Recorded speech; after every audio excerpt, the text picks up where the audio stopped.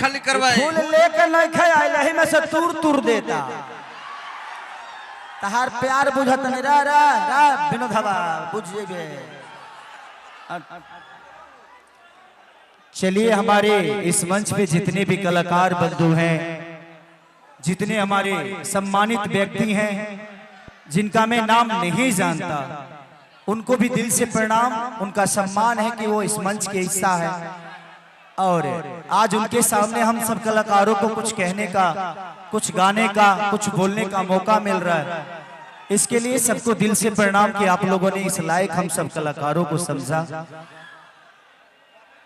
हम सबके सीनियर कलाकार छोटू छलिया जो कि हम सबके गार्जियन स्वरूप हमेशा हम सबके प्यार और आशीर्वाद में रखते हैं। मैं चाहता हूं कि छोटू भैया के लिए एक जोरदार ताली होनी चाहिए क्योंकि हम सब ने हमेशा इनसे सीखा है और हमेशा एक बड़े भाई का प्यार और दर्जा इन्होंने हमेशा हम छोटों को दिया है। और हम कभी भी मुसीबत में होते हैं, हमें किसी भी आशीर्वाद की सख्त जरूरत होती है तो छोटू भैया सबसे पहले हम लोग के बड़े भाई होकर खड़े होते हैं। तो दिल से प्रणाम। हमारा छोटा भाई टुनटुन है, काव्या जी हैं, एक बिल्डरवा का पापा है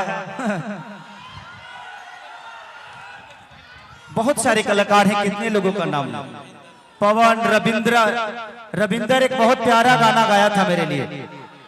तो रविंदर, चलिए पवन भाई कहाँ, रविंदर कहाँ, आ जाइए आ जाइए। आप बहुत अच्छा गाते हो, बहुत प्यारी आवाज है आपकी। मेरी शुभकामना इस भाई के लिए। मैं वादा करता हूं भगवान तो नहीं हूं। अच्छा रविंदर यही का है। देखिए आप लोगों ने हर कलाकार को बड़ा किया है और ऐसे बच्चे अगर पीछे रह जाएंगे ना तो हमारे मिट्टी पे दाग लग जाएगा। इस रविंदर को आप लोगों को रविंदर नहीं, रविंदर नाम नहीं, सिर्फ आर से पूरी दुनिया जान जाए ऐसे व्यक्ति बनाना है आप लोग को कि अगर आर आ गया तो हमारा रविंदर वहां है। जिंदगी में हमने जो पाया भोजपुरी में, अब मैं ऊपर नहीं जा सकता क्योंकि इसके ऊपर अब भोजपुरी है नहीं। और हमें इससे ऊपर जाने की इच्छा भी नहीं है। मुझे जितने लोग प्यार करते हैं ये कम नहीं है। एक भैंस चराने वाले आदमी को इतने साम्राज्य आशीर्वाद और दिल में रखता है। अब मुझे दुनिया से क्या चाहिए, मुझे आप सबसे अब कुछ नहीं चाहिए। बस अपने दिल में ऐसे ही जगह बना के रखिएगा अपने बेटा के लिए, अपने इस भाई के लिए, मेरे लिए वही बहुत है। और ऐसे ऐसे कलाकारों को प्लीज, अगर ये कोई गाना रविंदर गाए आपको अच्छा ना भी लगे, इसको सुनिए, सब्सक्राइब करिए, इसको शेयर करिए ताकि एक और हमारा भाई स्टार बन के मुंबई शहर पे राज करे। Thank you, love you very मच।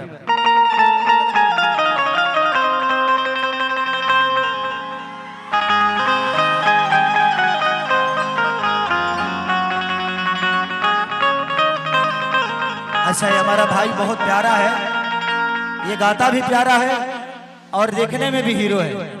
तो भगवान ऐसे हीरो को और पैदा करे, भगवान ऐसे हीरो लोगों को पैदा करे ताकि हम सबका कंपटीशन और बढ़े। जिंदगी में जब कलाकार बढ़ते हैं ना तो हमारी जिम्मेदारी बढ़ जाती है। दीपक तिवारी बाबा वो भी आए हैं। दीपक बाबा प्रणाम आपको। नहीं आप ब्राह्मण कुल के आदमी हैं, आप गले लगिए। और ये दीपक तिवारी हैं। देखिए ये कलाकार का मंच है क्योंकि मैं यहाँ इतना बोल पा रहा हूँ क्योंकि हम सबके गार्जियन पिंकू भैया और छोटू छलिया जी, ये दोनों लोग ऐसे लोग हैं क्योंकि इनका रहना ही हमारे लिए बहुत बड़ी बात है। ये हम सबके धरोहर हैं। तो पिंकू भैया और तिवारी जी आपको भी दिल से प्रणाम। और भगवान करे, मां शारदे करे कि आप इस पूरी दुनिया को अपनी पहचान बता दे। थैंक यू बाबा, थैंक यू। आलम ये बहुत अच्छा राइटर है, आलम तो लिखा है मेरे लिए। Thank you, love you. चलो अब कुछ गा लेता हूँ, इन बच्चों के लिए गा देता हूँ।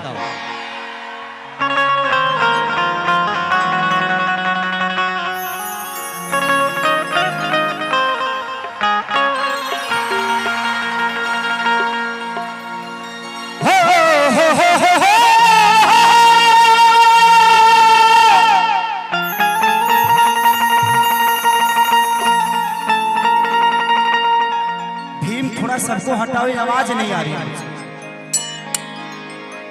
हो